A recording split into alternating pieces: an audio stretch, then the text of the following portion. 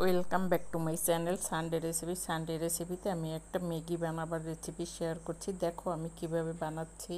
এখানে আমি ম্যাগি কেটে প্যাকেট থেকে বের করে রেখেছি। এবারে কড়াই গরম হয়ে গেছে, কড়াইয়ে তেল দিয়ে তার মধ্যে কেটে রাখা পেঁয়াজ রসুন দিয়ে একটুখানি ভেজে নেব। একটু ভাজা হলে এর মধ্যে আমি জিরা গুঁড়ো, ধনে গুঁড়ো, হলুদ, লঙ্কার গুঁড়ো দিয়ে একটু কষিয়ে নেব। মশলাটাকে একটুখানি কষিয়ে নেব।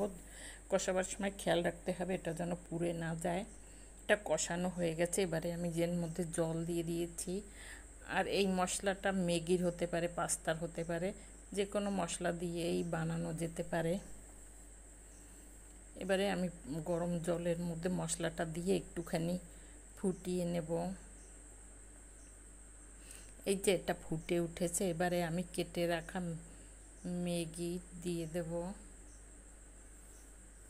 এই যে এটা দিয়ে একটুখানি নেড়ে চেড়ে দেব। এবারে আমি এটাকে একটু নেড়ে চেড়ে ভেঙে দিয়েছি।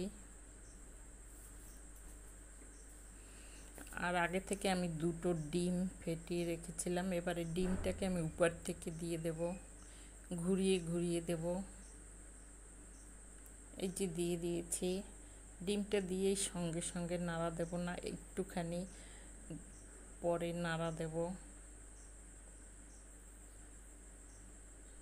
30 সেকেন্ড বাদে এটাকে নেড়ে চেড়ে নিয়েছি। এই যে এটা হয়ে গেছে, এবারে আমি এটাকে নামিয়ে নেব। ম্যাগিটা নামিয়ে নিয়েছি। এবার উপর থেকে এটা আমি দিয়ে দেব। চিজটা দিয়ে দিয়েছি। গরম গরম ম্যাগির উপরেই দিতে হবে। এবারে আমি মাঝখান থেকে কেটে কেটে ছোট ছোট করে দেব। গরম গরম ম্যাগির উপরে দিলে চিজটা গলতে সুবিধা হবে। ছোট ছোট করে আমি এটাকে ভেঙে ভেঙে ছোট ছোট করে দেব, তাহলে এটা গলে ম্যাগির সঙ্গে মিশে যাবে। এই যে এভাবে আমি খুন্তি থেকে ছোট ছোট করে ভেঙে দিচ্ছি।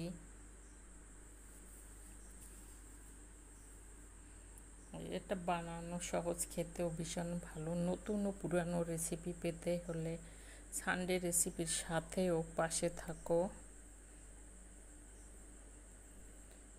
এই যে এটা হয়ে গেছে, একটুখানি বাদে এই চিজটা সম্পূর্ণ